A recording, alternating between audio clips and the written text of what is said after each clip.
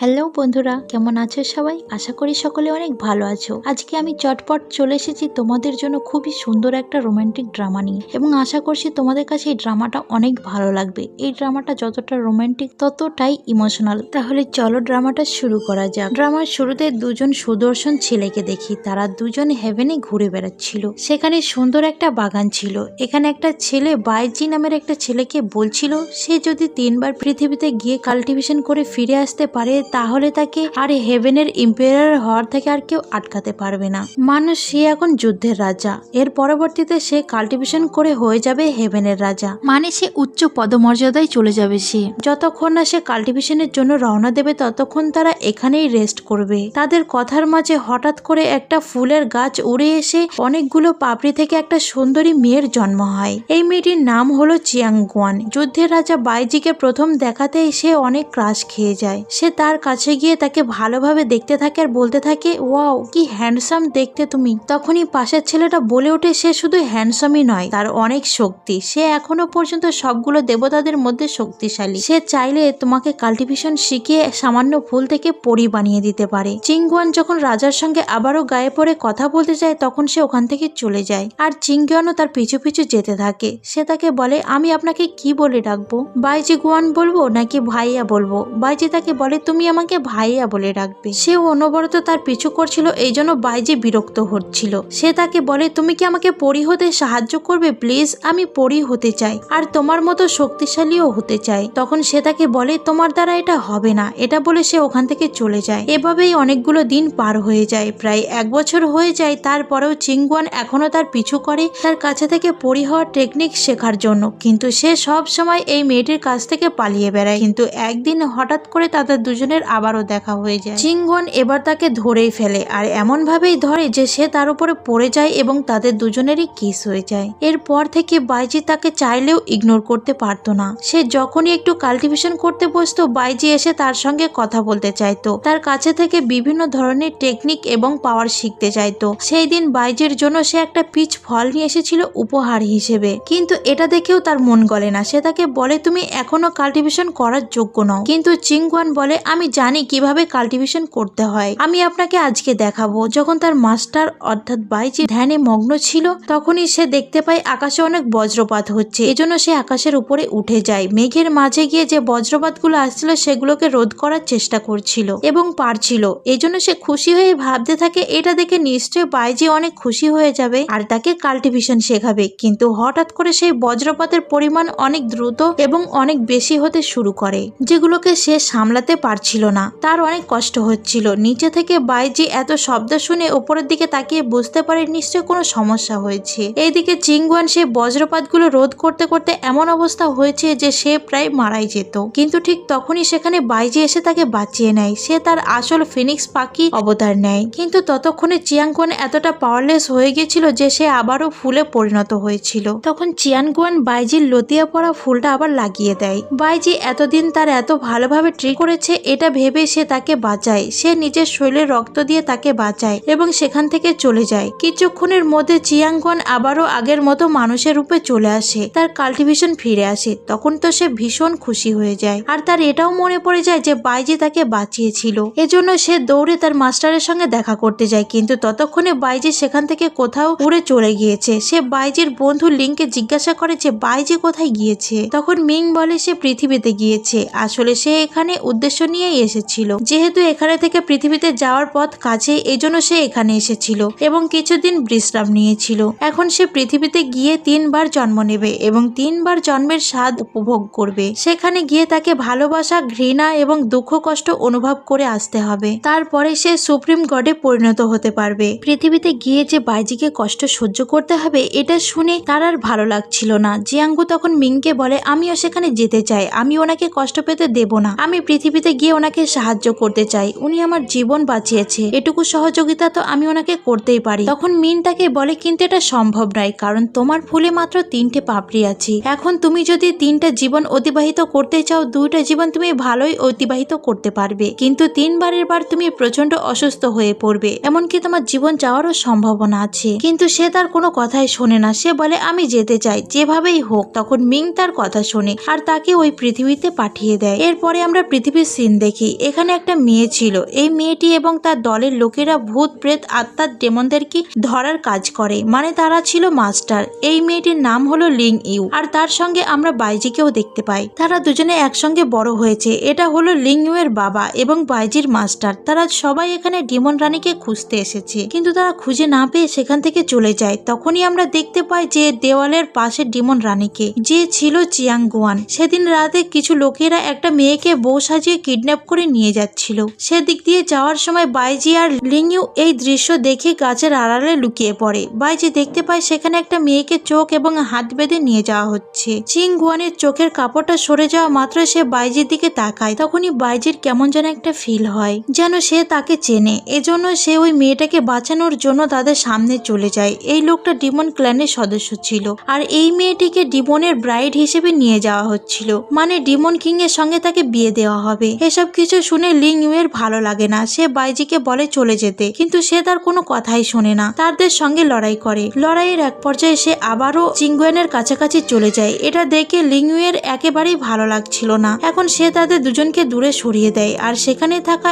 একটা ডেমন বসের সঙ্গে লড়াই করতে শুরু করে। এই লোকটা ভীষণ পাওয়ারফুল ছিল, কিন্তু তারপরেও বাইজি তাকে হারিয়ে দেয়, আর সেখানে থেকে ও চলে যায়। এখন সে চিংগুয়ানকে জিজ্ঞাসা করে সে কোথায় থেকে এসেছে, তার বাড়ি কোথায়, তার নাম কি। তখন সে অসহায়ের মতো বলে, এই পৃথিবীতে আমার কেউ নেই, আমি একেবারেই একা। আপনি আজকে আমাকে বাঁচিয়ে যে উপকারটা করলেন, এই উপকারটা শোধ করার মতো কোনো কিছুই আমার কাছে নেই, শুধুমাত্র একমাত্র উপায় ছাড়া। আপনি চাইলে আমি আপনাকে বিয়ে করতে পারি। তখন লিং ইউ অনেক রেগে যায়, বলে এই মেয়েটিকে আমার একদমই পছন্দ হচ্ছে না, দ্রুত মাউন্টেনে ফিরে চলো। তখন সে কান্নার অভিনয় শুরু করে। এটা দেখে বাইজির মন গলে যায়, আর সে তাকে সঙ্গে করে নিয়ে যাওয়ার সিদ্ধান্ত নেয়। তারা তিনজন মিলে সকালে মাউন্টেনে পৌঁছে যায়। এত সুন্দর প্রাসাদ দেখে তো চিংগুয়ান অনেক বেশি খুশি হয়ে যায়। এখন তারা দুজনে প্রাসাদে চলে যায়। এখন লিং ইউ তার ভাই বাইজিকে বলছিল যেন তার সঙ্গে করে নিয়ে আসা সেই মেয়েটিকে মাউন্টেন থেকে বের করে দেয়। লিং ইউ তখন গোসলখানায় বাইজির জন্য সুন্দরভাবে বাথটাব সাজাচ্ছিল গোলাপের পাপড়ি দিয়ে। সে এই কথাগুলো শুনতে পারে। যখন সে বুঝতে পারে রুমের মধ্যে বাইজি প্রবেশ করছে, তখন সে দৌড়ে গিয়ে আড়ালে লুকিয়ে পড়ে। বাইজি সেখানে আসে গোসল করার জন্য,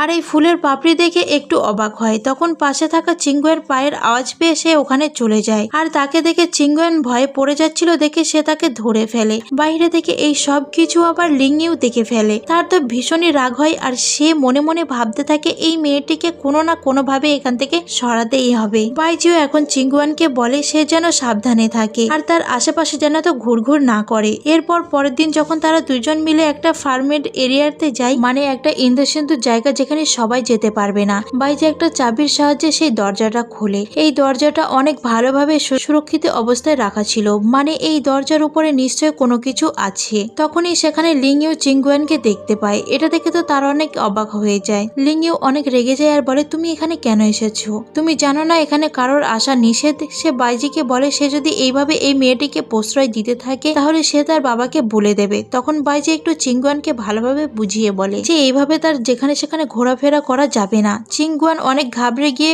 ইমোশনাল হয়ে তাকে বলতে থাকে আমি ইচ্ছে করে এখানে আসিনি, আমি আসলে তোমার পিছু করতে করতে এখানে চলে এসেছি। এত বড় প্রাসাদে তো আমার পরিচিত কেউই নেই, তাই আমি তোমাকে পিছু করছিলাম। এটা শুনে সে আর তাকে বেশি কিছু বলে না। তখনই সেখানে একজন সৈনিক এসে জানায় তাদের দুজনকেই মাস্টার দ্রুত তলব করেছে। যখন তারা বাহিরে যায় তখন দেখতে পাই সেখানে একটা সম্ভ্রান্ত পরিবারের নামগণ জুম নামে লোক এসেছে বাইজির বিরুদ্ধে একটা অভিযোগ নিয়ে। তিনি অনেক রেগেছিলেন তার উপরে, কারণ সে গোস্ট ব্রাইডকে এখানে নিয়ে চলে এসেছে। সে বাইজিকে বলছিল সেই মেয়েকে তাদের হাতে তুলে দিতে, কিন্তু বাইজি সাফ না করে দেয় আর বলে ওই মেয়েকে কিছুতেই সে তাদের হাতে তুলে দেবে না। তখন তিনি রেগে বলে ঠিক আছে সেটা না হয় বুঝলাম, তাহলে তুমি আমার ছেলেকে কেন মেরেছো, এটার বিচার করতেই হবে। তখন মাস্টার বলে অবশ্যই এটার আমি বিচার করব, তাকে আমি এক্ষুনি 3 বার চাবুকের আঘাত করব, আর 15 দিনের জন্য আমি তাকে সাসপেন্ড করলাম। এটা শুনে মাস্টার ওই লোকটার সামনে তাকে 3 বার চাবুকের আঘাত করে, যার কারণে তার অবস্থা অনেক খারাপ হয়ে যায়। চিংগুয়ানও সেখানে দৌড়ে এসে তাকে জড়িয়ে ধরে কান্না করতে শুরু করে। রাতে এসে সে তার ক্ষতগুলোতে মলম লাগিয়ে দিচ্ছিল।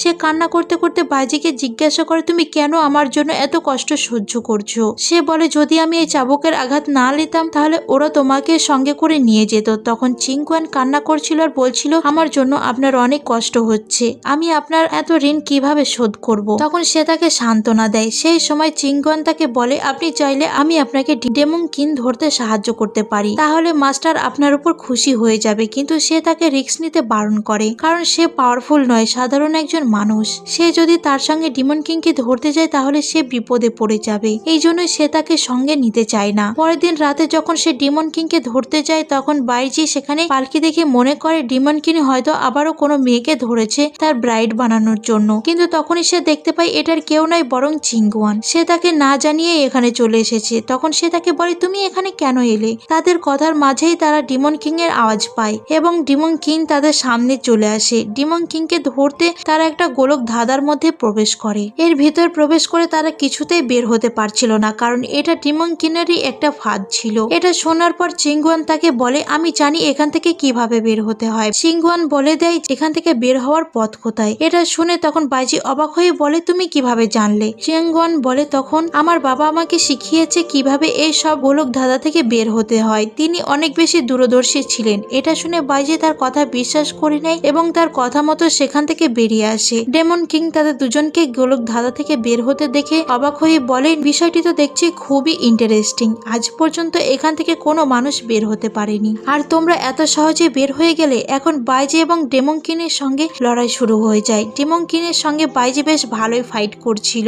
এক পর্যায়ে সে তাকে ভালো মতো আহত করে দেয়। তখন ডেমন কিং তার শেষ চাল চালে। সে এমন একটা বড় আঘাত করে যেটা রোধ করার জন্য চিংগুয়ান তার সামনে চলে আসে, আর সে অনেক আহত হয়ে যায়। সেই সময় বাইজি ডেমন কিংকে প্রচন্ড আঘাত করে আর সে ওখানেই জ্ঞান হারিয়ে পড়ে থাকে। বাইজি তখন চিংগুয়ানকে ঠিক করার চেষ্টা করে, কিন্তু চিংগুয়ান এতটা আহত হয়ে পড়েছিল যেটা দেখে সে কান্না করে ফেলে। সে তাকে একটা ফার্ম হাউসে নিয়ে যায়। সেখানে গিয়ে তাকে সুস্থ করার চেষ্টা করে। তখনই অদ্ভুত একটা গন্ধ তাদের দুজনের নাকের ভিতরে যায়, যে কারণে তারা দুজনেই অস্থির হয়ে ওঠে আর একে অন্যকে কিস করতে শুরু করে। বাইজি বুঝতে পারে এটা নিশ্চয়ই প্ল্যান করে এখানে কেউ রেখেছে। সঙ্গে সঙ্গে সেই মোমবাতিটা অফ করে দেয়। এরপর সে চিংগুয়ানকে জড়িয়ে ধরে বলে তুমি ভয় পেও না, আমি সব সময় তোমার সাথে আছি। এভাবেই তারা দুজন ঘুমিয়ে পড়ে। পরের দিন সকালে যখন চিংগুয়ানের জ্ঞান ফিরে আসে তখন বাইজি তাকে দেখে অনেক খুশি হয়ে যায়। সে তার কাছে মাপ চেয়ে বলে তুমি কিছু মনে করো না, আমি তোমাকে জড়িয়ে ধরেছিলাম কারণ তুমি অনেক দুর্বল ছিলে। চিংগুয়ান তখন হেসে বলে আমি একটুও মাইন্ড করিনি, কারণ আমি আপনাকে অনেক পছন্দ করি। বাইজি অবাক হয়ে তাকে জিজ্ঞাসা করে কিন্তু তুমি আমাকে কেন পছন্দ করো? তখন সে বলে কারণ এই পুরো পৃথিবীতে সবচেয়ে আপনি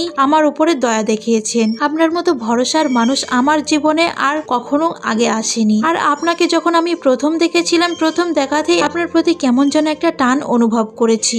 এরপর থেকে আমি আপনার কাছ থেকে একদমই দূরে থাকতে পারি না। এটা শুনে সে হেসে ওঠে আর অনেক খুশিও হয়ে যায়। বাইজি তখন বলে আসলে আমিও তোমাকে অনেক পছন্দ করে ফেলেছি। এটা বলে সে তাকে জড়িয়ে ধরে। তখন চিংগুয়ান তাকে কিস করে দেয়। তখন তারা দুজনে একে অন্যের ভালোবাসা প্রকাশ করে এবং একে অন্যকে কিস করে। পরের দিন সকালে তারা দুজনে আবারও মাউন্টেনে ফিরে যায়। তাদের দুজনকে দেখে সবাই তো অনেক খুশি হয়ে যায় এবং স্বাগতম জানায়। বাইজি ডিমন কিংকে মেরে ফেলেছে এটা শুনে তারা তো তাকে কংগ্রাচুলেশন জানায়। আর লিংইউ তার সঙ্গে চিংগুয়ানকে দেখে একদমই খুশি হয় না। সে রেগে বলে তুমি তার সঙ্গে কি করছো? বাইজি বলে সে তাকে কাজে অনেক সাহায্য করেছে আর লিংইউকে তার কাজটা করেছিল যেটা সে তাকে দিয়েছিল। ডিমন মাস্টারকে ঠিকমতো খাবার পানি দিয়েছে। তখন সে বলে না আমি তাকে দেখিনি। এটা শুনে বাইজি একটু রেগে তাকে বলে তুমি এতটা কেয়ারলেস কিভাবে হতে পারো? তখন সে অনেক রেগে বলে এই চিংইউকে তুমি তো কখনোই কিছু বলো না, আর আমাকে কেন বলো? আমি আজকে বাবাকে বলে তাকে এখান থেকে বের করিয়ে দেব। তখন বাইজি তাকে বলে সেটা আর করতে হবে না, কারণ আমি সিদ্ধান্ত নিয়েছি আমি তাকে বিয়ে করব।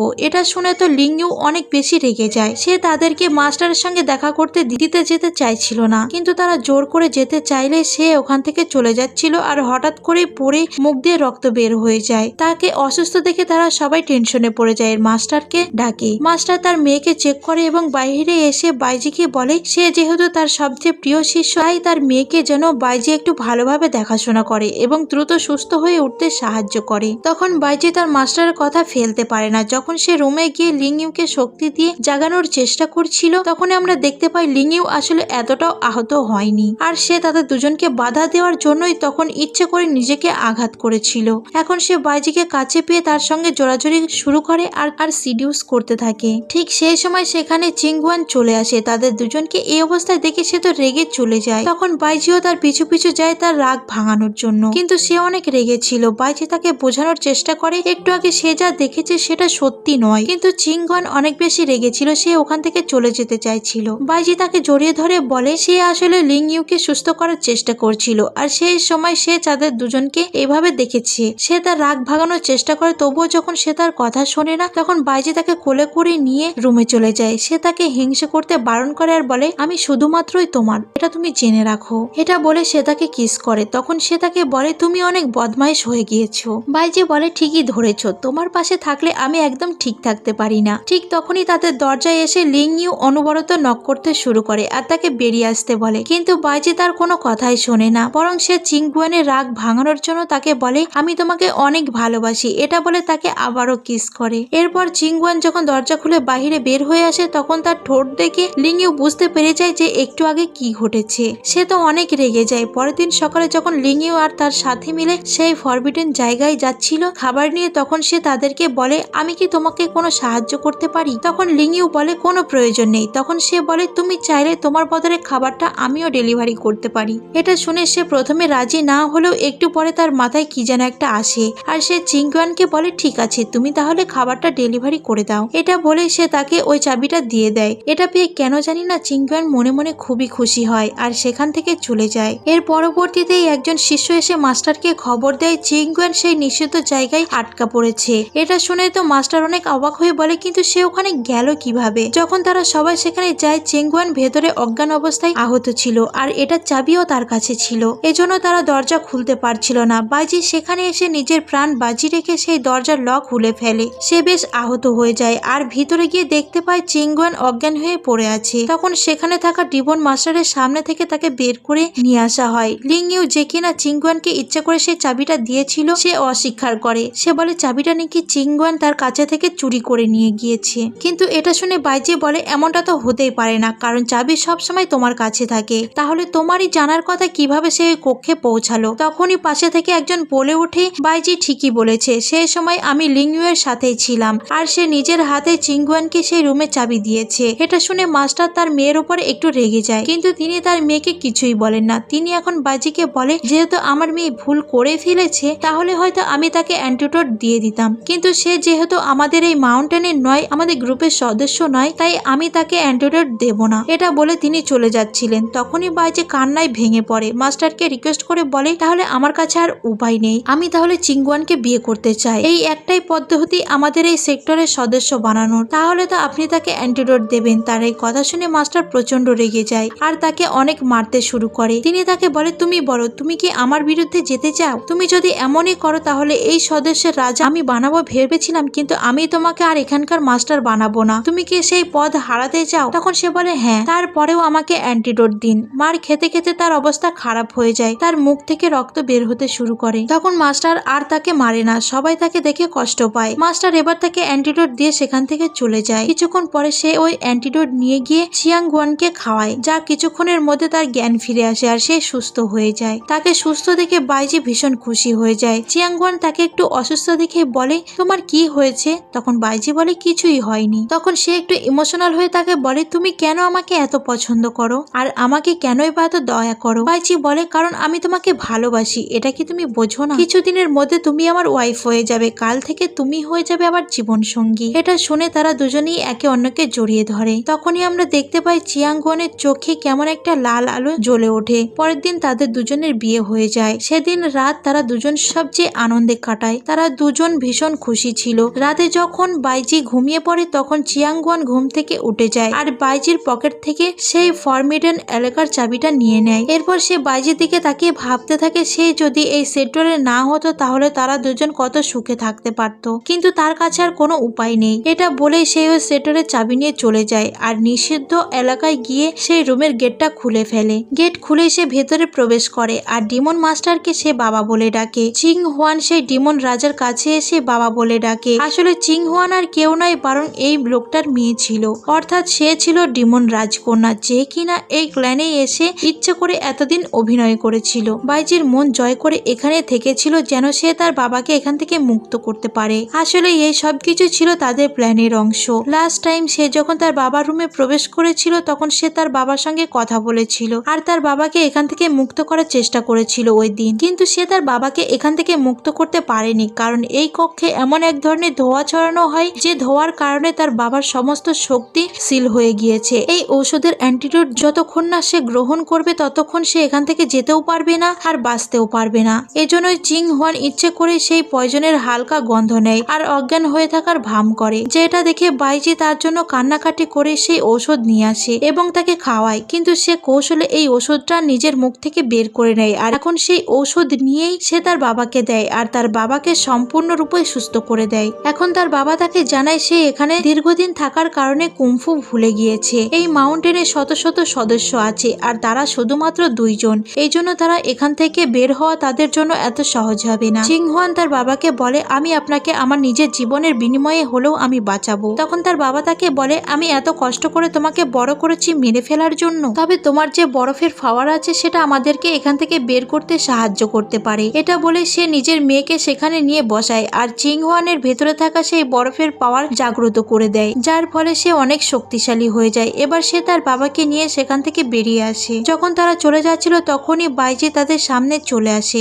চিং হুয়ানের বাবা তাকে বলে সে যেন তার সঙ্গে লড়াই করে, কিন্তু সে বলে আমি তাকে মারতে পারবো না বাবা, কারণ সে আমার হাজবেন্ড আর আপনার জামাই। বাইজি এখন তাকে জিজ্ঞাসা করে তুমি আসলে কে? তখন সে বলে আমি হলাম মি চিং হুয়ান, আমি হলাম সেই ডেমন রাজকন্যা যাকে তোমরা খুঁজছিলে। বাইজি তখন হেসে বলে যাক, অন্তত তুমি তোমার নামটা তো সঠিক বলেছো, বাকি সবই তো মিথ্যে বলেছো আমাকে। সে তাকে অনেক রিকোয়েস্ট করে বলতে থাকে সে যেন তাকে আর তার বাবাকে যেন এখান থেকে যেতে দেয়, কিন্তু সে তাদেরকে যেতে দিচ্ছিল না। বিশেষ করে বাইজি এত বড় একটা ধোঁকা পাওয়ার পরে বারবার চিং হুয়ানকে অপমান করে যাচ্ছিল। তখনই চিং হুয়ানের বাবা তাকে বোঝায় তারা তাকে যে বইয়ের জন্য আটকে রেখেছে সেই বই সে নিজে লেখেনি, এখানে তার কোনোই দোষ নেই।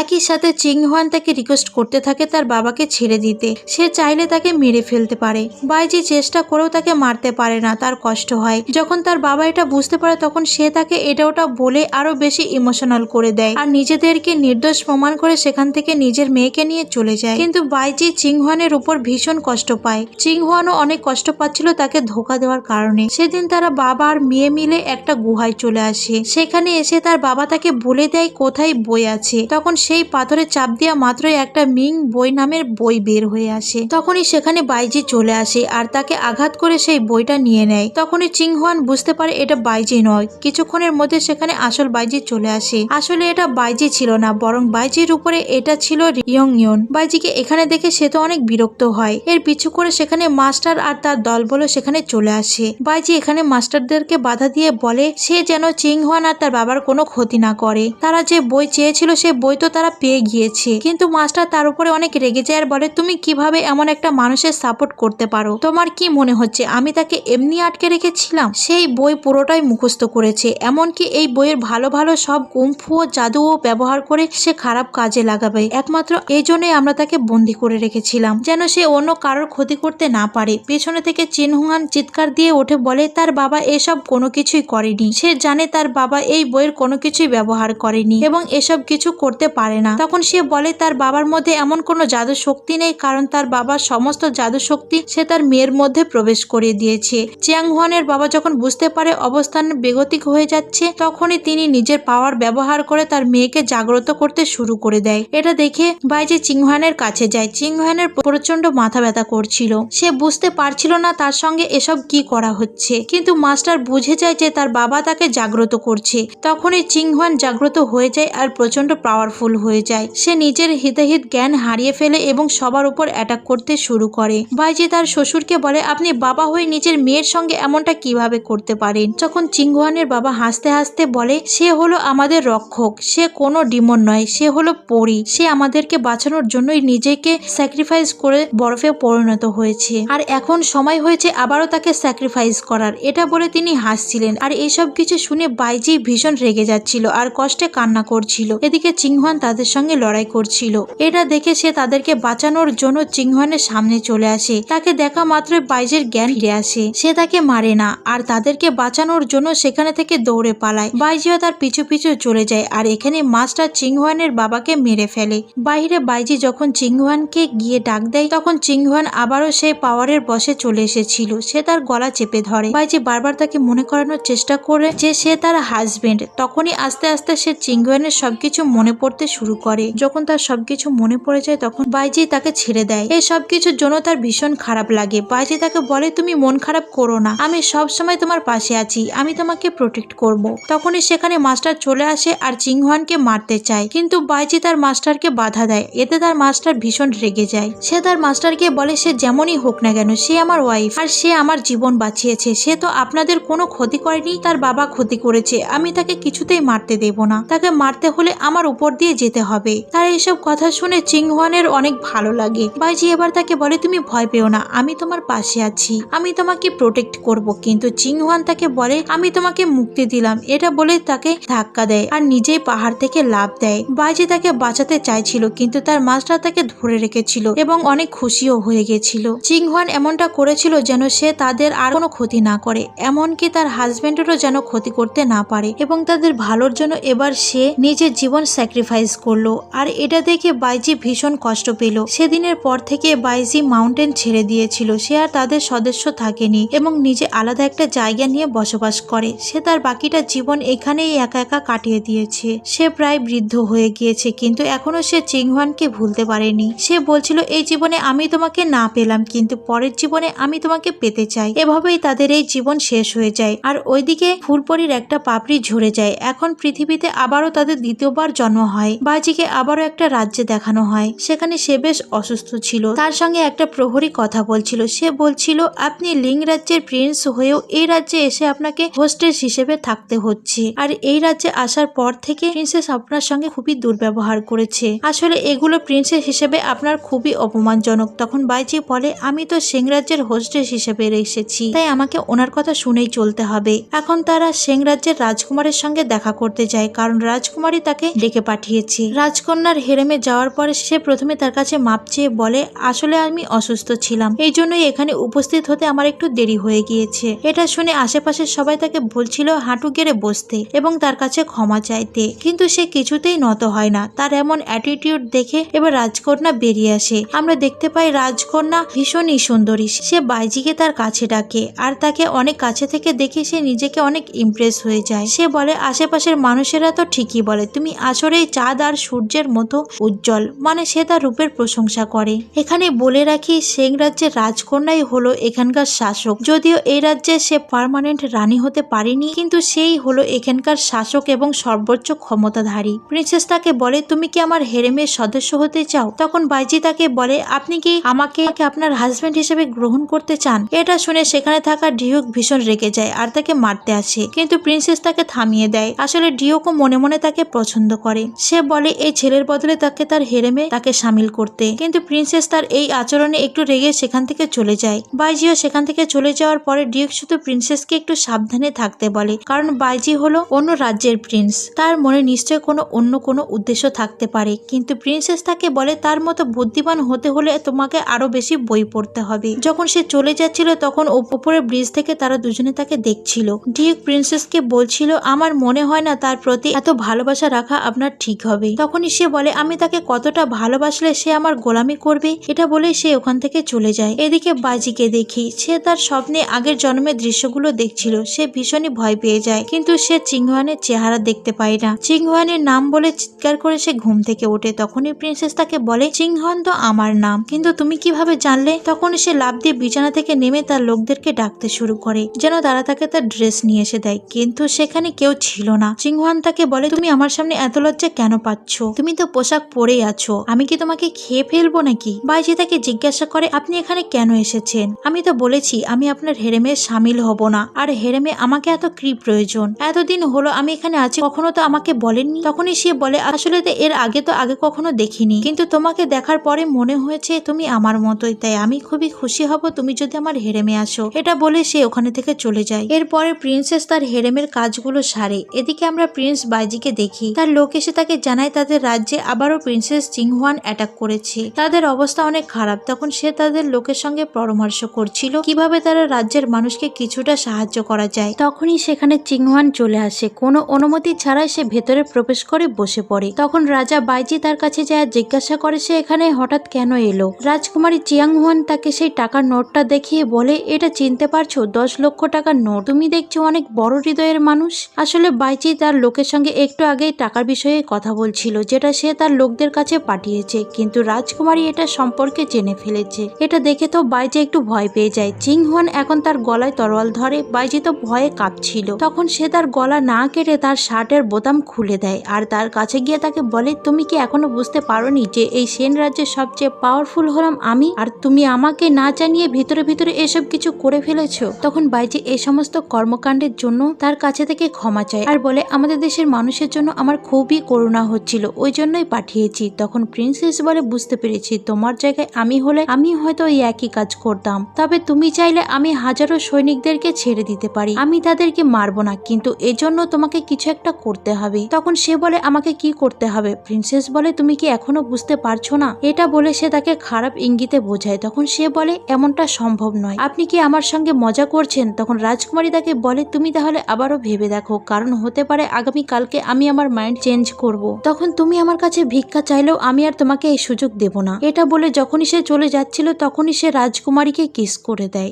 এরপর রাজকুমারী তাকে জিজ্ঞাসা করে তুমি কি এর আগে অন্য কোনো মেয়েকে কিস করেছো? তখন সে বলে না, এটাই প্রথম। তখন রাজকুমারী বলে আমি তোমার প্রথম এবং শেষ হতে চাই, আমার পরে দ্বিতীয় কোনো মেয়ে যেন তোমার জীবনে না আসে, আর সেই জন্যই তোমাকে আমার হেরেমে যোগ দিতে হবে। যদি তুমি আমার হেরেমে যোগ দাও তাহলে আমি তোমাকে সকল ধর্মে সাহায্য করতে পারি। তোমাকে আমি প্রমিস করেছি যে তাদেরকে আমি মারবো না, কিন্তু তাদেরকে আমি ছেড়ে দেবো এটা কিন্তু হবে না, তাদেরকে আমার রাজ্যের লেবার হিসেবে রেখে দেব, কিন্তু পরবর্তীতে তাদের কি হবে সেটা তোমার উপরেই নির্ভর করছে, আগামী কালকে ভেবে আমাকে জানিও। এটা বলেই সে ওখান থেকে চলে যায়। পরের দিন সকালে যখন প্রিন্সেস হেরেমে যায় তখন ডিউক তার কাজগুলো উল্টোপাল্টা করছিল, এই জন্য সে তার উপরে রেগে যায়। কিছুক্ষণের মধ্যেই সেখানে বাইজি চলে আসে। বাইজিকে দেখে তো সে ভীষণ খুশি হয়ে যায়। বাইজি এসে তাকে বলে আমি আপনার হুকুম মতো আপনার হেরেমে এসে যোগ দিতে চাই। এটা শুনে তো সে আরো খুশি হয়ে যায়। সেদিন রাতে বাইজিকে অনেক সুন্দরভাবে গোসল করানো হয় এবং তার লোকগুলো তাকে ভালোভাবে প্রস্তুত করে বাসর ঘরে ঢোকায়। তখন প্রিন্সেস চিংহুয়ান তার কাছে আসে, তার পাশেই শুয়ে পড়ে, তাকে অনেকক্ষণ দেখ, কিন্তু তার সঙ্গে সে কিছু না করে তার পাশেই ঘুমিয়ে পড়তে চায়। এটা দেখে বাইজি অনেক অবাক হয়ে যায় আর তাকে বলে আপনি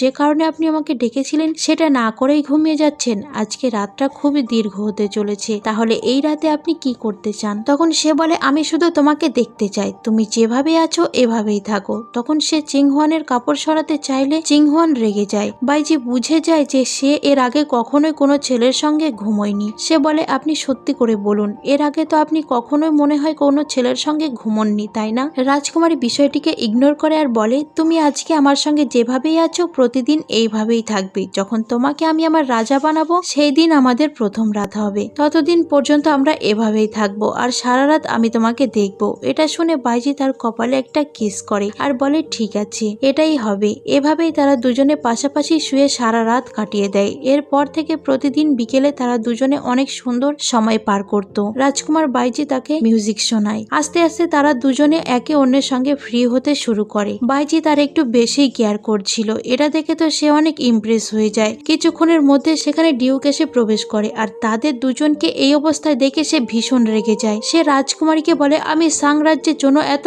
বছর লয়াল ছিলাম, আর এখন কিনা তুমি আমাকে ধোকা দিয়ে আরেকজনের সঙ্গে প্রেম লীলায় মেতে উঠেছো। চিংহুয়ান বলে আমি তাকে ভালোবাসবো নাকি না বাসবো সেটা একান্তই আমার বিষয়, এই বিষয়ে তোমার হস্তক্ষেপ করার কোনো অধিকার নেই। আসলে ডিউক তাকে অনেক পছন্দ করে আর সে চায় রাজকুমারীকে নিজের করে পেতে। যেহেতু রাজকুমারী এখন বাইজির সঙ্গে বেশি ঘনিষ্ঠ হচ্ছে এজন্য সে ভীষণ রেগে যায় আর তার হাতে থাকা কাঁচের বোতল ছুঁড়ে মারে। সেই কাঁচ গিয়ে বাইজির গালে লাগে আর তার গাল কেটে যায়। এটা দেখে তো চিংহুয়ান অনেক বেশি রেগে যায় আর তার লোকদেরকে বলে এক্ষুনি ডিউককে বের করে দিতে। তখন ডিউক রেগে বলে আমি একাই চলে যাচ্ছি। এটা বলে সে চলে যায় আর রাজকুমারী বাইজির কেয়ার করতে শুরু করে। এর কিছুক্ষণ পরে রাজকুমারী চিংহুয়ান ডিউকের সঙ্গে দেখা করে। সে তাকে বলে তুমি কেন এমন মিসবিহেভ করছো? ডিউক তখন বলে আমি আপনার সঙ্গে এত বছর লয়াল থাকলাম, আপনাকে এত ভালোবাসি আমি, আপনি এটা বোঝেন, তারপরেও আপনি আমাকে ছেড়ে ওই ছেলের কাছে গিয়েছেন। তখন সে বলে তুমি আসলে ভুল বুঝছো, আমি হলাম এই রাজ্যের রানী আর তুমি হলে এই রাজ্যের ডিউক, তোমাকে ছাড়াও আমি চলতে পারবো, কিন্তু আমি যদি চাই তোমাকে আমি এখান থেকে বের করে দিতে পারি। তবে আমার মনে আছে আমি যখন ছোট ছিলাম তখন থেকেই তুমি আমাকে সাহায্য করেছো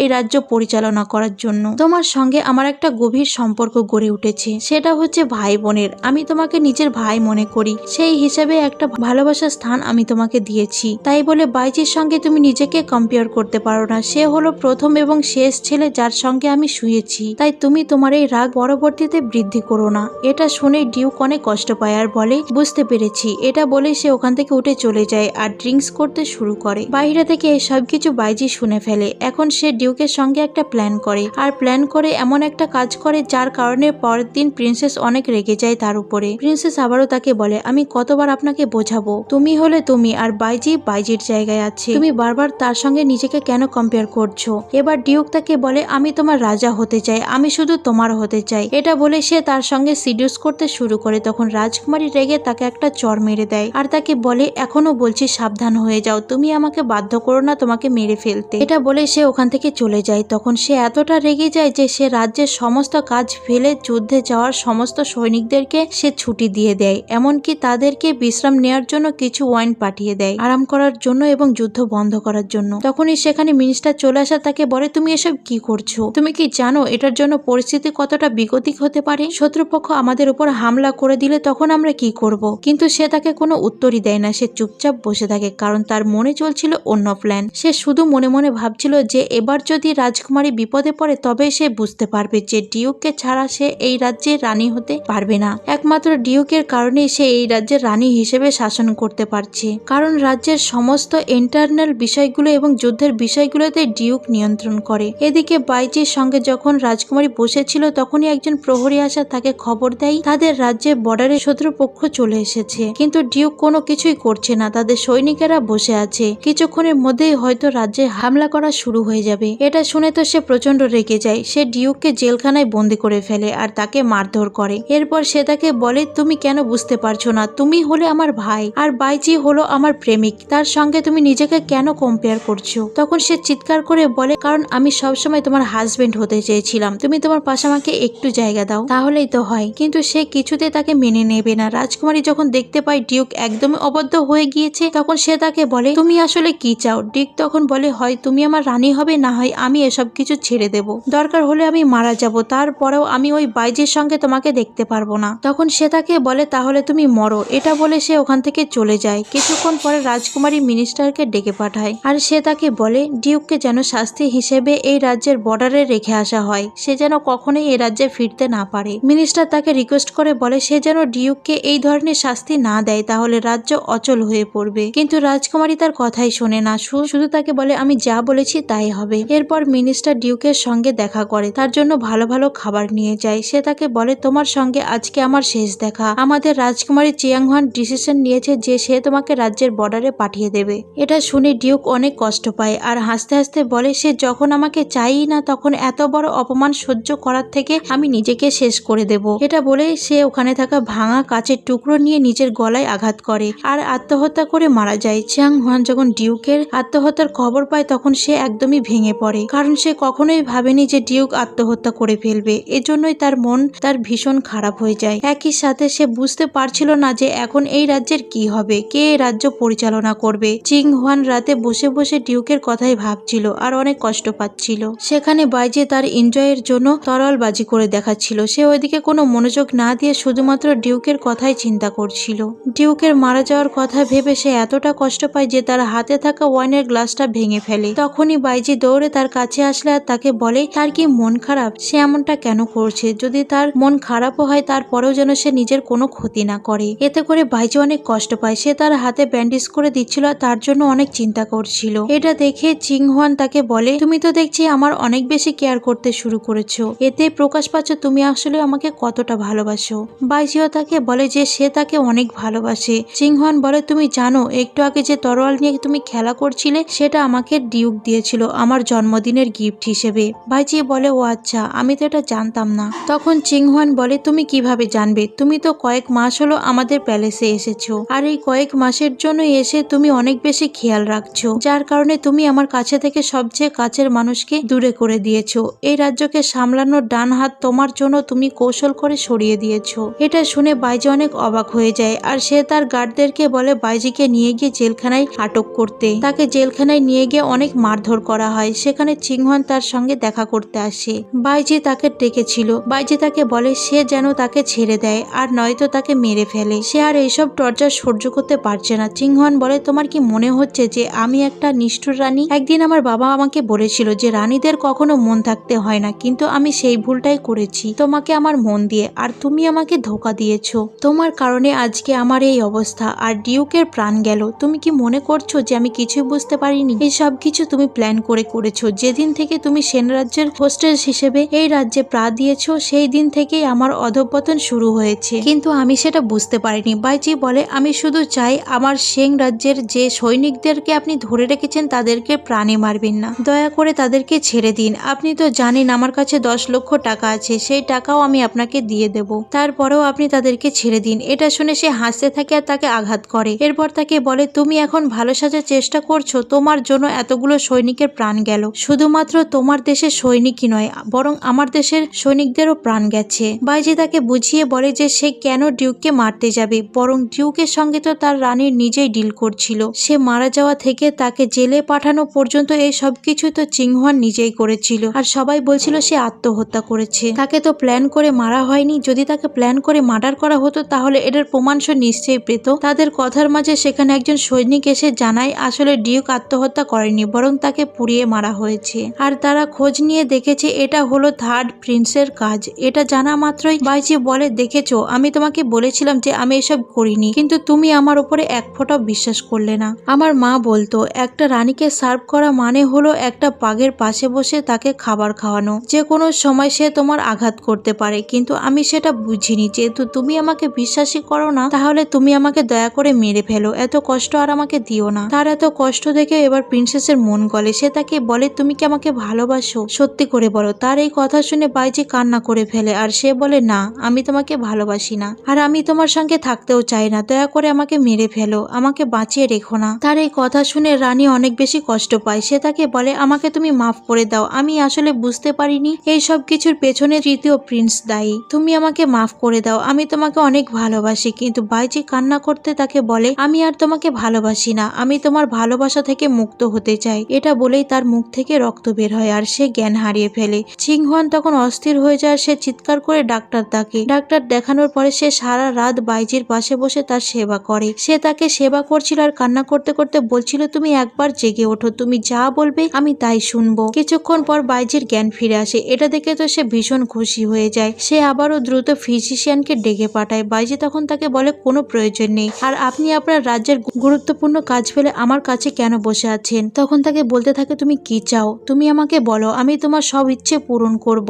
তখন সে বলে আমার কোনো ইচ্ছে নেই, আমি শুধু ফিরে যেতে চাই। রানী ক্ষুধার কসম করে তাকে বলে আজ সে যা চাইবে তাকে সে তাই দেবে। তখন প্রিন্স বলে দয়া করে আমাকে আমার রাজ্যে পাঠিয়ে দিন, আমি সেং রাজ্যে চলে যেতে চাই। কিন্তু রানী তাকে সেখানে পাঠাতে চায় না। সে বলে এখন ওই রাজ্যে তোমার যাওয়া সম্ভব নয়, কারণ তোমার রাজ্যের মানুষেরা তৃতীয় রাজকুমারকে সেই রাজ্যের রাজা হিসেবে ঘোষণা করে দিয়েছে। এটা শুনে বাইজি অনেক অবাক হয়ে বলে কিন্তু এটা কিভাবে সম্ভব, আমি যখন সেখানে থেকে হোস্টেল হিসেবে এসেছিলাম আমার বাবা মা আমাকে প্রমিস করেছিল যতদিন না আমি ফিরে যাব ততদিন তারা আর অন্য কোনো রাজা নির্মাণ করবে না, আর আমার বাবা তো বেঁচে আছে, তাহলে তাকে কিভাবে রাজা বানালো। কিছুক্ষণ ভেবে সে বুঝতে পারে হয়তো এখানে সে হেরেমে যোগ দিয়েছে, আর রানীর সঙ্গে তার এত ঘনিষ্ঠতা এই সম্পর্কের ব্যাপারে হয়তো সেখানে সবাই ছড়িয়ে দিয়েছে। এই জন্যই হয়তো তার বাবা মা আর তাকে বিশ্বাস করতে পারছে না, আর থার্ড প্রিন্সকে রাজা বানিয়েছে, এমনটা হওয়ারই ছিল। এসব কিছু ভেবে আবারও কান্না করতে শুরু করে। রানী তাকে বলে আসলে অনেকদিন আগে থার্ড প্রিন্স তাকে চিঠি পাঠিয়েছিল, সে বলেছিল যদি সে বাইজিকে ওখানে রাখতে চায় তাহলে রেখে দিক, কিন্তু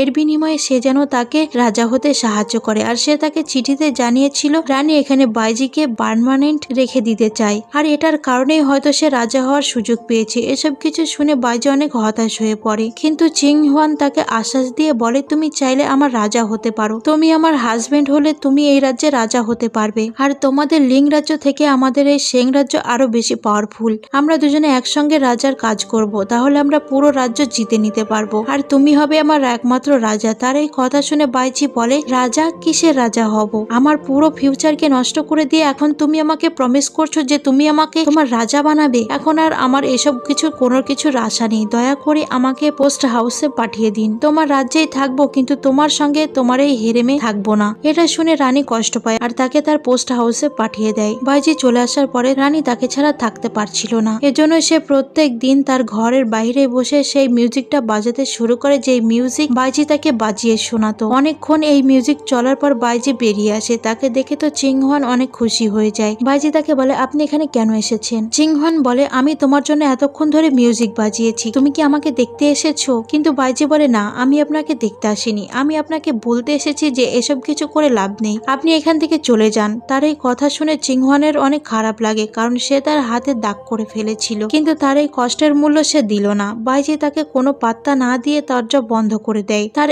এমন আচরণে চিংহোয়ান কষ্টে কান্না করে ফেলে। সেদিন রাতে সে চুপি চুপি বাইজির ঘরে যায়, এটা দেখার জন্য যে বাইজি ঠিকমতো মেডিসিন নিচ্ছে কিনা। তখনই সে বুঝতে পারে তার রুমে কেউ প্রবেশ করছে। তখনই বাইজির ঘুম ভেঙে গেলে সে বাইজিকে একটা কিস করে দেয় আর তাকে চুপ করে থাকতে বলে। সেখানে একটা মুখোশধারী লোক এসেছিল বাইজিকে মারার জন্য, কিন্তু চিংহোয়ান তার সঙ্গে লড়াই করে আর তাকে মেরে তার গার্ডদেরকে বলে সেখান থেকে নিয়ে যেতে। এই লড়াইয়ে চিংহোয়ানের হাত কেটে যায়। এটা থেকে বাইজি তার অনেক কেয়ার করছিল।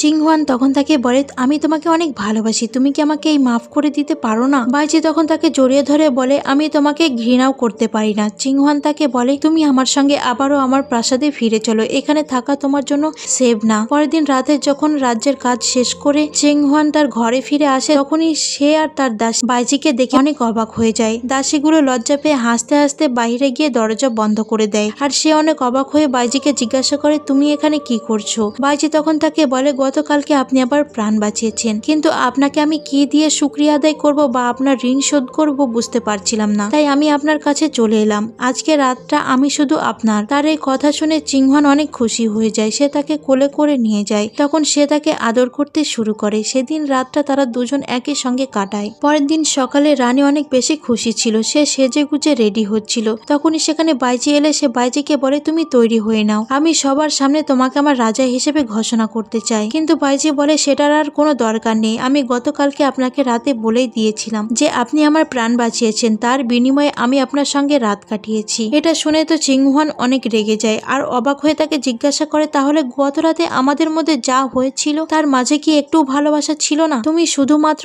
আমার ঋণ পরিশোধ করার জন্যই এসব করেছো? তখন সে বলে, হ্যাঁ, আমি এটাই করেছি। এখন আপনি চাইলে আমাকে এখানে রাখতেও পারেন অথবা বেরও করে দিতে পারেন, কিন্তু আমি এই রাজ্যের বিষয়গুলো মানতে মানতে অতুষ্ট হয়ে উঠেছি, আমার আর এসব কিছু ভালো লাগে না। তখন চিংহোয়ান অনেক কষ্ট পায় আর একই সাথে রেগে তাকে দুইটা অপশন দেয়। সে তাকে বলে, আমি দুইটা অপশন দিচ্ছি, হয় তুমি আমাকে ভালোবেসে আমার রাজা হয়ে থেকে যাও, আমি তোমাকে মেনে নেব, আর না হয়তো তুমি আমার এই রাজ্য থেকে বেরিয়ে যাও। যদি কখনো তুমি আমার চোখে পড়ো তাহলে আমি তোমাকে মেরে ফেলবো। বাইজি তার সেকেন্ড অপশনটাই মেনে নেয় আর তাকে বলে, আপনাকে অনেক ধন্যবাদ আমাকে এইভাবে ট্রিট করার জন্য, আশা করি এরপর আমাদের দুজনের আর কখনোই দেখা হবে না। এটা বলে সে কান্না করতে করতে ওখান থেকে চলে যায়। এদিকে চিংহোয়ানেরও মনটা খারাপ ছিল, কিছুই ভালো লাগছিল না তাকে ছাড়া। অন্যদিকে বাইজি ও চিংহোয়ানকে ছাড়া কিছুই মনে করতে পারছিল না। সে তাদের প্রথম দেখার ব্যাপারে ভাবছিল। যেদিন প্রথম দেখাতে চিংহোয়ান যেমন তাকে ভালোবেসে ফেলেছিল, ঠিক তেমনি সেও চিংহোয়ানকে প্রথম দেখাতে পছন্দ করে ফেলেছিল। এসব কিছু ভাবতে ভাবতে তার চোখে পানি চলে আসে। তখন তার সঙ্গী তাকে বলে, মনে হয় আপনি তাকে ভালোবেসে ফেলেছেন। তখন সে বলে, রানীর হৃদয় আসলেই অনেক দামি, কিন্তু সেই দামি হৃদয় পাওয়ার যোগ্য আমি নই। তাদের কথার মাঝে সেখানে একজন আহত সৈনিক চলে আসে আর সে বাইজিকে বলে, আমি ফাইনালি আপনার সঙ্গে দেখা করতে পেরেছি।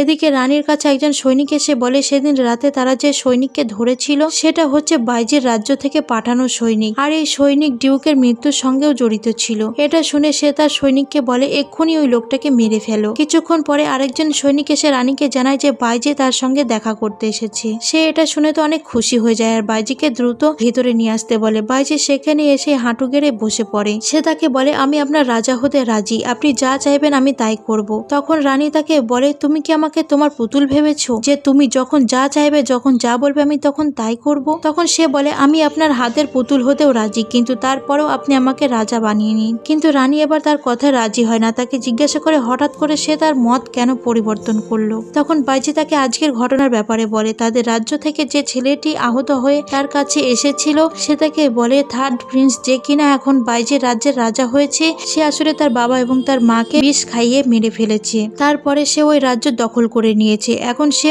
অনেক নিষ্ঠুরভাবে তাদের রাজ্য শাসন করছে। তাদের বেঁচে থাকা দুর্বিষহ হয়ে উঠেছে। তাই সে ওই লোকটা ওকে রিকোয়েস্ট করে যেন তাদের রাজ্যে ফিরে গিয়ে তার বাবা মায়ের মৃত্যুর প্রতিশোধ নেয় এবং সেখানকার রাজা হয়। আর যদি রাজা নাও হতে পারে তারপরেও সে যেন অন্তত সেই নিষ্ঠুর রাজার হাত থেকে তাদের লোকদেরকে উদ্ধার করে। তার এই কথা শুনে রানীর একটু মন গলে আর সে তাকে জিজ্ঞাসা করে, তাহলে তুমি এখন আমার কাছে থেকে কি চাও? তখন সে বলে, আমি শুধু তোমার রাজা হওয়ার বিনিময়ে তোমার রাজ্যের সৈনিকগুলোকে চাই। সেই সৈনিকগুলোর মাধ্যমে আমি আমার রাজ্যকে জিততে চাই। কিন্তু রানী তার এই কথায় রাজি হয় না। সে বলে, এটা সম্ভব নয়, এমনটা হলে আমার রাজ্য এটা নিয়ে সমস্যার সৃষ্টি হতে পারে। তখন সে তার সামনে কান্নায় ভেঙে পড়ে আর তাকে বলে, তুমি যা চাও আমি সবকিছু তোমাকে আমি দেব। তুমি যদি আমার দেহ চাও আমি তোমাকে আমার দেহটা দিয়ে দেব। আমি সবকিছু করতে তোমার জন্য রাজি। আমি সারা জীবন তোমার পায়ের নিচে পড়ে গোলামি করব, তারপরেও তুমি আমাকে এই সাহায্যটা করো। তখন রানী বলে আমি তোমার দেহ চাই না, তোমার গোলামিও চাই না। বাইজি তখন বিষয়টা বুঝে ফেলে। তখন সে বলে যদি আমি তোমাকে আমার মন দিতে চাই। বাইজি এবার তার ভালোবাসার প্রকাশ করে। সে বলে আসলে সে তাকে অনেক ভালোবাসে। তার ভালোবাসার কথা শুনে চিংহানেরও মন গলে যায়। তখন তারা দুজনেই একে অন্যকে ভালোবেসে কিস করতে শুরু করে আর আবারও সেই রাত কাটায়। চিংহান পরের দিন তার মন্ত্রীদের সঙ্গে সবাই বসে আলোচনা করছিল বাইজির ব্যাপারে শোনার পর তারা সবাই দ্বিমত জানায়। তারা সবাই বলে এটা যদি করা হয় তাহলে বাইজি সুযোগ পেয়ে যাবে, এমনকি তার সঙ্গে সঙ্গে এই রাজ্যটাও বিপদে পড়ে যাবে। এটা শুনে চিংহান মন্ত্রীদেরও বিশ্বাস করে না এবং সে বাইজির উপরে বিশ্বাস রাখে। সে বলে আমার বিশ্বাস বাইজি এমনটা কখনোই করবে না, সে আমাদের আর্মিদেরকে ব্যবহার করবে এবং তার রাজ্য জিতে আসবে। কিন্তু তার মন্ত্রীরা বলছিল সে যেন এই কাজটা না করে, তাহলে তার জীবনে সবচেয়ে বড় ভুল হবে এইটা। একজন মন্ত্রী তো তার বিরোধিতা করতে গিয়ে আত্মহত্যা করতে যাচ্ছিল। তখন সেখানেই বাইজি চলে আসে আর তাদেরকে সবাইকে প্রমিস করে বলে এবং তাদেরকে সৈনিকদেরকে পরিচালনা করার সেই সিল চাই, এতে করে সে তার রাজ্য জিততে পারবে। সে তার রাজ্য এই জন্যই জিততে চায় যেন সে তার বাবা মায়ের মৃত্যুর প্রতিশোধ নিতে পারে, এরপর সে আবারও ফিরে আসবে। যদি রানী চায় তাহলে সে তাকে তার রাজ্যটা উপহার হিসেবে দিয়ে দেবে। কিন্তু রানী তার উপরে বিশ্বাস ছিল, সে তার রাজ্যের বিনিময়ে চায় না, সে শুধু চায় সে যেন তার প্রতিশোধ নিয়ে পুনরায় এখানে ফিরে আসে আর এরপর তারা দুজনে বিয়ে করবে। পরের দিন সকালে রানী তার কথা মতো সৈনিকদের সমস্ত পাওয়ার বাইজিকে দিয়ে দেয়। এরপর সে তাকে বিদায় জানায়। বাইজি যাওয়ার আগে সে তার হাত টেনে ধরে বলে তুমি কি আমাকে কিছু বলতে চাও না? ফিরে আসার পর এবার সত্যি তুমি আমাকে বিয়ে করবে তো? তখন বাইজি তাকে জড়িয়ে ধরে বলে আমি শীঘ্রই ফিরে আসব, তুমি বিয়ের প্রস্তুতি নাও। এটা বলে সে তাকে ছেড়ে চলে যেতে থাকে। চিংহান অনেক কষ্ট ভরা চোখে তাকে বিদায় দেয় আর বাইজির চোখে মুখে শুধুমাত্র প্রতিশোধের আশা ছিল। এরপরে বেশ অনেক দিন পার হয়ে যায়। চিংহান তার বিয়ের পোশাক নিজেই অনেক শখ করে হাতে বোনে। সেদিন রাতে তার একদম ঘুম আসছিল না, সে শুধুমাত্র বাইজির কথাই ভাবছিল আর তার বিয়ে নিয়ে স্বপ্ন দেখছিল। কিছুক্ষণ পরে সেখানে একজন সৈনিক এসে বাইজির চিঠি দেয়। বাইজির চিঠি পেয়ে সে অনেক খুশি হয়ে পড়তে শুরু করে। বাইজি তাকে জানায় তার রাজ্যে পৌঁছানোর পরে মাত্র 3 দিনের মধ্যে সে তার রাজ্য জয় করে ফেলেছে। থার্ড প্রিন্সকে সে মেরে ফেলেছে এবং তার প্রতিশোধ নিয়েছে। একই সাথে তাদের রাজ্যের ছোট ছোট রাজ্যগুলো সে জয় করে নিয়েছে। এখন তার আর মাত্র একটা কাজ বাকি আছে, সেটা শেষ হলেই সে তার কাছে ফিরে আসবে এবং তাকে বিয়ে করে নেবে। এটা জানার পর রানী তো ভীষণ খুশি হয়ে যায়। সে চিৎকার করে বলতে থাকে বাইজি থার্ড প্রিন্সকে মেরে ফেলেছে, সে দ্রুতই আমার কাছে ফিরে আসবে আর আমাকে বিয়ে করবে। এটা শুনে তারা সবাই তাকে কংগ্রাচুলেশনস জানায়। সেদিন রাতে তার একদমই ঘুম আসছিল না, সে শুধু ব্রিজের উপর দাঁড়িয়েছিল আর বাইজিকে মিস করছিল। পরের দিন সকালে উঠে সে অনেক সুন্দর করে রেডি হয়ে নেয়, কারণ আজকে বাইজি ফিরে আসবে। তাকে রিসিভ করার জন্য সে যাচ্ছিল। তার চোখে মুখে প্রচন্ড আনন্দ আর খুশির ছাপ। সে দৌড়ে বাইজির সঙ্গে দেখা করতে যায়, অন্য কারোর অপেক্ষা সে করে না। সে একা একাই সেখানে চলে যায়। বাইজিও ফিরে এসেছিল। বাইজিকে দেখা মাত্র যেন তার প্রাণে প্রাণ ফিরে এসেছে। তার হৃদয় এতটা উৎফুল্ল হয়ে ওঠে যে তার কান্না আটকে রাখতে পারে না। তারা দুজনে একে অন্যকে দেখে ভীষণ খুশি হয়ে যায় আর দৌড়ে এসে জড়িয়ে ধরে। বাইজি তাকে জিজ্ঞাসা করে তুমি কি তোমার বিয়ের ড্রেস রেডি করেছো? চিংহান বলে সবকিছু রেডি, আমি শুধুমাত্র তোমার আসার অপেক্ষা করছিলাম। তখন সে তাকে কিস করে দেয় আর কিছুক্ষণের মধ্যে চিংহান বুঝে যায় বাইজি তাকে ধোকা দিয়েছে। বাইজি তার গলায় তরোয়াল ধরে এবং তাকে বলে আজকে শেষবারের মতো আমি তোমাকে মিথ্যে কথা বলছি, এরপর আমি আর তোমাকে কখনোই মিথ্যে কথা বলবো না। এরপর থেকে আমরা দুজন সারা জীবন একসঙ্গে থাকবো। চিংহান তাকে বলে তুমি আমাকে ধোকা দিলে, আমি তোমাকে এত বিশ্বাস করেছিলাম। বাইজি বলে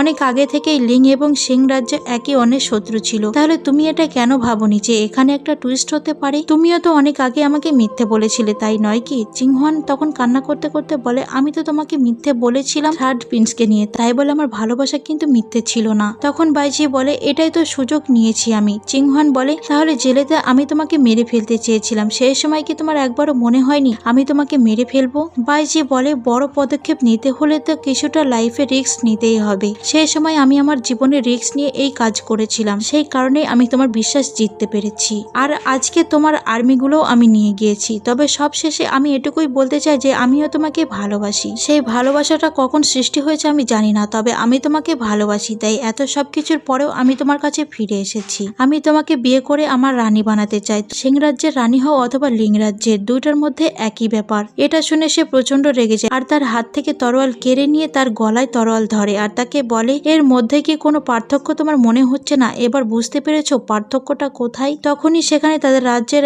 একজন সৈনিক এসে রানীকে জানায় বাইজির রাজ্যের সব সৈনিকেরা তাদের রাজ্যের সবাইকে ঘিরে নিয়েছে। তাদের রাজ্য তাদের হাত থেকে হাত হাতছাড়া হয়ে গিয়েছে, তারা সবাই বিপদে পড়ে গিয়েছে, এই রাজ্যে এখন আর তাদের নেই। এটা শুনে চিংহান একদমই ভেঙে পড়ে। তখন বাইজি তাকে বুঝিয়ে বলে যদি সে তাকে বিয়ে করে তাহলে দুইটা রাজ্য এক হয়ে যাবে, কেউই কোনো কষ্ট পাবে না, রাজ্য সবাইকে সে ভালো রাখবে। তখন চিংহান কান্না করতে করতে বলে এবার আমি বুঝতে পেরেছি, শুরু থেকে সবকিছু তোমার প্ল্যানের অংশ ছিল। আমাকে ভালোবাসা থেকে শুরু করে আমি যখন তোমাকে তোমার রাজ্যে পাঠিয়ে দিচ্ছিলাম, থার্ড প্রিন্সকে নিয়ে যে কথাগুলো আমার কানে এসেছিল সেই সবকিছু ছিল তোমার সাজানো প্ল্যান। কিন্তু বাইজি স্বীকার করে না যে থার্ড প্রিন্সের বিষয়টা তার সাজানো প্ল্যান। সে তাকে বলে তুমি শেষবারের মতো আরেকবার আমাকে ভরসা করো। তখন রানী তাকে বলে তোমাকে ভরসা করার প্রয়োজন আর নেই, তুমি শুধু আমাকে প্রমিস করো যে আমার রাজ্যের সকল মানুষকে তুমি ভালো রাখবে, তাদের কাউকে তুমি কোনো কষ্ট দেবে না। তখন সে তাকে প্রমিস করে। সে বলে তুমি যদি আমাকে বিয়ে করো তাহলে আমি তোমার রাজ্যের গুরুত্বপূর্ণ ব্যক্তিদের ওই একই পদে রেখে দেব। তখন চিংহান তাকে বলে রাজার এই দয়ার কারণে রাজাকে অনেক ধন্যবাদ। এটা বলে সে ওখানেই জ্ঞান হারিয়ে পড়ে যায়। পরের দিন সকালে চিংহানকে বিয়ের জন্য তার সার্ভেন্ট সাজিয়ে দিচ্ছিল। তার সার্ভেন্ট কান্না করছিল। তার সার্ভেন্ট বলছিল সেই দিন রাজা মশাইয়ের ফিরে আসার খুশিতে আপনি কতটা খুশি ছিলেন, এমনকি আপনার বিয়ের পোশাকও আপনি নিজের হাতে সেলাই করেছিলেন, কিন্তু আজকে এটা কি হয়ে গেল আমার রানী। এটা শুনে চিংহান তাকে বকা দিয়ে বলে এখন মনে রাখতে হবে যেটা সিং, তুমি আমাকে রানী বলতে পারো না, তাই এখানে তোমাকে বুঝে শুনে কথা বলতে হবে। এর কিছুক্ষণ পরে সে রাজসভায় উপস্থিত হয়। তার এবং রাজার বিয়ে হয়ে যায়। সে রাজার কাছে গিয়ে দাঁড়ায়। রাজা তাকে দেখে অনেক খুশি হয়ে যায়। এখন সে রাজার প্রশংসা করে আর বলে আশা করছি আপনি আমাদের এই পুরো রাজ্যকে অনেক সুন্দরভাবে পরিচালনা করবেন। আপনার কি মনে আছে বিয়ের আগে আপনি আমাকে কি প্রমিস করেছিলেন? তখন রাজা বলে হ্যাঁ আমার মনে আছে, আমি প্রত্যেকটা জন্মেই আমি তোমাকে ভালোবাসবো। তখন সে বলে এটা নয়, আপনি আমাকে প্রমিস করেছিলেন যে আপনি আমার রাজ্যের সদস্যদের এবং মানুষদের উপর দয়া করবেন, তাদেরকে কোনো ক্ষতি করবেন না। তখন সে বলে হ্যাঁ আমি সেটাই করেছি, এই সবাই তোমার রাজ্যের সমস্ত গুরুত্বপূর্ণ ব্যক্তিরা উপস্থিত আছে, আর একই সাথে আমি 3 বছরের জন্য তোমার রাজ্যের সমস্ত কর্ম মকুব করে দিয়েছি। এটা শুনে চিংহান খুশি হয় আর বলে আশা করছি আপনি অনেক ভালো একজন রাজা হবেন ভবিষ্যতে, আপনার অনেক নাম হবে এবং আপনি আপনার প্রমিস রক্ষা করবেন। তখন সে বলে অবশ্যই আমি আমার কথা রক্ষা করব, আমি যা কথা দিয়েছি সেটা রাখবো। এটা বলে যখন বাইজির সামনে তাকায় ঠিক তখনই চিংহান আত্মহত্যা করে। এটা দেখে সেখানে থাকা সবাই মর্মাহত হয়ে যায় আর একই সাথে বাইজিও কান্নায় ভেঙে পড়ে। সে তাকে বলতে থাকে তুমি এমনটা কেন করলে? চিংহান বলে আমাদের 13 প্রজন্ম আমাকে দেখে হয়তো লজ্জা পাবে, কারণ আমি ভালোবাসার জন্য আমাদের রাজ্য এবং রাজ্যের মানুষকে হারিয়েছি। এরপর আর কখনোই আমি আমার হৃদয় দেব না। এটা শুনে বাইজি প্রচন্ড কান্না করছিল আর ডাক্তারকে ডাকছিল। সে চিংহানকে বলছিল তুমি আমার সঙ্গে এমনটা কেন করলে? চিংহান বলে আমি রাজকীয় পরিবারে জন্ম নিয়ে তাদেরকে লজ্জায় ফেলে দিয়েছি। বাইজি কান্না করতে করতে বলে তুমি ঠিক হয়ে যাও, তুমি বেঁচে যাও, আমি তোমাকে তোমার রাজ্য পুনরায় ফিরিয়ে দেব, তুমি যা চাও তাই হবে, আমি সবকিছু তোমাকে ফিরিয়ে দেব। এটা বলে সে প্রচন্ড কান্না করতে থাকে। তখন চিংহান তার দিকে তাকিয়ে হেসে বলে তুমি আবারও মিথ্যে বলছো। তখন বাইজি কান্না করতে করতে বলে আমি মিথ্যে বলছি না, আমি তোমাকে সত্যি বলছি। কিন্তু ততক্ষণে অনেক দেরি হয়ে গিয়েছিল। চিংহান সেখানেই মারা যায়। বাইজি তাকে ধরে প্রচন্ড কান্না করতে শুরু করে। তার মৃত্যুতে সে এত বেশি কষ্ট পায় যে রাতারাতি তার চুলের রং সাদা হয়ে যায়। সে অজানা একটা রোগে আক্রান্ত হয়ে যায়। এরপরে সে মাত্র 1 বছর বেঁচে ছিল আর এই 1 বছর চিংহানকে সে প্রচন্ড মিস করেছে। তার জন্য সে প্রচন্ড পাগলামো করেছে আর 1 বছরের মধ্যে সে মারা যায় এবং মারা যাওয়ার আগে সে থার্ড প্রিন্সের হাতে তার রাজ্যের দায়িত্ব দিয়ে যায়। এইভাবে তাদের এই জন্মের কাহিনীও শেষ হয়ে যায় আর ফুলপরির আরেকটা পাপড়ি খসে যায়। বাকি ছিল শুধুমাত্র একটা পাপড়ি। এটা দেখে মিং বলে ওঠে এখন সময় হয়ে গিয়েছে আমার বন্ধুর ফিরে আসার। কিছুক্ষণের মধ্যে বাইজি সেখানে ফিরে আসে। ফিরে আসার পরে তার দুঃখের মনটা একদম ভারী হয়েছিল। সে বারবার শুধু চিংহানকে মিস করে যাচ্ছিল আর ভাবছিল কেন চিংহান তার সঙ্গে পৃথিবীতে গিয়ে এত কষ্ট করলো। সে মিংকে জিজ্ঞাসা করে চিংহান কোথায়, আর আমার তো পৃথিবীতে গিয়ে 3টা জন্ম পার করার কথা ছিল, তাহলে আমি মাত্র 2টা জন্ম নিয়ে ফিরে এলাম কেন? তখন তার বন্ধু তাকে বলে চলুন আমার সঙ্গে, আমি দেখাচ্ছি। সে চিংহানের ফুলের গাছ দেখিয়ে তাকে বলে এই হলো চিংহান। তখন রাজা তাকে জিজ্ঞাসা করে তার 2টা পাপড়ি পড়ে আছে কেন? তখন সে বলে তার 2টা পাপড়ি ঝরে গিয়েছে, কারণ সে আপনার সঙ্গে 2টা লাইফ স্পেন্ড করেছে, আপনার সঙ্গে সে কষ্টগুলো অনুভব করেছে। আপনার এখন আরো একটা জীবনে কষ্ট অনুভব করা বাকি। এখন আপনি চাইলে নিজের হাতে তার সেই পাপড়ি ছিঁড়ে সেখানে না গিয়ে আপনার এক্সপিরিয়েন্স পূর্ণ করতে পারেন আর আপনি পুরো ব্রহ্মাণ্ডের রাজা হয়ে যেতে পারেন। তার মানে পুরো ব্রহ্মাণ্ডের রাজা হতে হলে এখন তার চিংহানকে মেরে ফেলতে হবে। এটা ভেবে সে হেসে ফেলে আর বলে এটা কখনোই হবে না, তুমি আমাকে বলছো তাকে আমি নিজে হাতে মেরে ফেলবো? এখন সে তাকে বাঁচাতে শুরু করে। মিং তাকে বাধা দিতে এলে সে মিংকে স্টপ করে দেয় আর সে বলে আমি এই পুরো ব্রহ্মাণ্ডের রাজা হতে চাই না, আমি চাই তার সঙ্গে সারা জীবন থাকতে,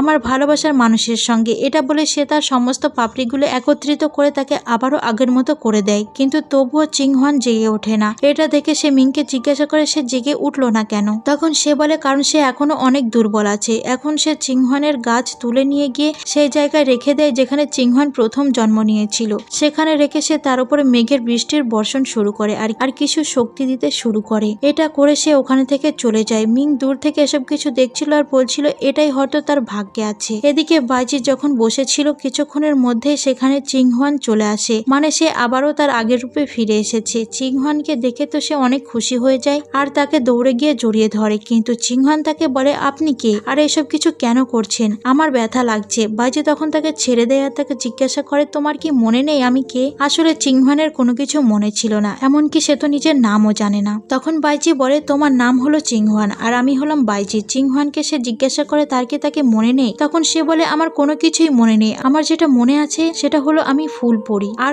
আমাকে কাল্টিভেট করতে হবে, শক্তিশালী হতে হবে আর একটা বডিস হতে হবে। আর এখন তুমি আমার পিছু করা বন্ধ করো। এটা বলে সে ওখান থেকে চলে যায়। দূরে নদীর ধারে গিয়ে সে বসে বসে কাল্টিভেট করতে শুরু করে। এটা দেখে মিং ঠাট্টা করে বাইজিকে বলে সে তো দেখছি তোমার থেকেও বেশি অধ্যবসায়ী, সে দেখো কাল্টিভেট করছে কত মনোযোগ দিয়ে। বাইজি তখন বলে সে অবশ্যই আগে সবকিছু মনে করতে পারবে, সে একটা কষ্টের মধ্যে দিয়ে গিয়েছে, এজন্যই হয়তো তার স্মৃতি নষ্ট হয়ে গিয়েছে, কিন্তু অবশ্যই সে তার আগের স্মৃতি ফিরে পাবে, সেই সময় পর্যন্ত আমি অপেক্ষা করব। লিং বলে সেটা মনে করেই বা কি লাভ, আমার তো মনে হয় না পৃথিবীতে তোমাদের দুজনের এক্সপিরিয়েন্স খুব একটা ভালো ছিল, তোমরা তো ভালোবাসার জন্যই মারা গিয়েছিলে, সেই কষ্ট মনে করার থেকে ভালো সে এখানে হাসি খুশি আছে। এটা শুনে বাইজি সেখান থেকে চলে যায়। এখন মিং গিয়ে তার সঙ্গে একা কথা বলতে শুরু করে আর তাকে বলে তুমি বাইজিকে পাত্তা কেন দিচ্ছ না, সে তো তোমার প্রতি অনেক বেশি দয়াশীল, তোমার কি মনে হয় না সে দেখতে অনেক বেশি হ্যান্ডসাম আর তার নামটাও অনেক সুন্দর। আসলে সবকিছু চিংহোয়ান প্রথম দেখাতেই তাকে বলেছিল, কিন্তু চিংহোয়ান অনেকক্ষণ ভেবে বলে হ্যাঁ সে হ্যান্ডসাম তো বটেই, তবে সে আমার থেকে 1000 বছরের বয়সের বড়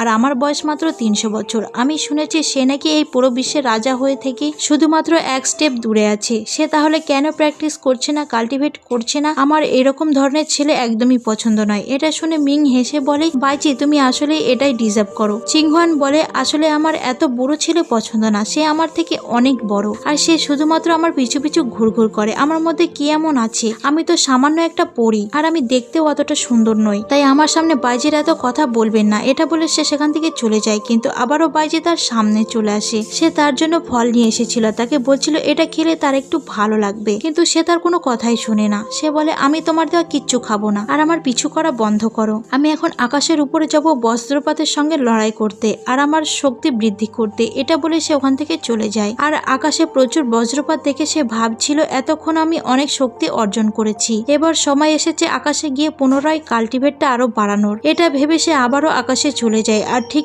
আগের মতোই বজ্রপাতের মোকাবেলা করতে করতে অনেক বেশি ক্লান্ত হয়ে যায়। তখনই একটা বজ্রপাত তার কপালে এসে লাগে আর তার আগের জন্মের সমস্ত কিছু মনে পড়ে যায়, কিভাবে এর আগের দুই জীবনে তারা দুজনে একে অন্যকে ভালোবেসেছিল আর ভালোবাসার জন্যই তাদের দুজনকে মরতে হয়েছিল। এই সবকিছু মনে পড়ার পর বাইজির নামটাও তার মনে পড়ে যায় আর সে কান্না করতে শুরু করে। তখনই আরো বজ্রপাত তার দিকে ধেয়ে আসলে সে আর পারছিল না। তখনই ড্রামার ঠিক প্রথম দিকের মতো বাইজি আবারও এসে তাকে প্রোটেক্ট করে। বাইজিকে দেখে সে কান্না করে ফেলে আর তখনই চিংহোয়ান তার জ্ঞান হারিয়ে ফেলে। যখনই তার জ্ঞান ফিরে আসে ততক্ষণই তার সবকিছু মনে পড়ে গিয়েছিল। তখনই সে আশেপাশে সব জায়গায় বাইজিকে খুঁজে বেড়াচ্ছিল। যখন সে বাইজিকে খুঁজে পায় তখন সে দৌড়ে গিয়ে তাকে জড়িয়ে ধরে আর বলে আমার সবকিছু মনে পড়ে গিয়েছে। এখানে আমরা দেখতে পাই বাইজির চুলগুলো সাদা হয়ে গিয়েছে আর তার কপালে একটা মার্ক এসেছে।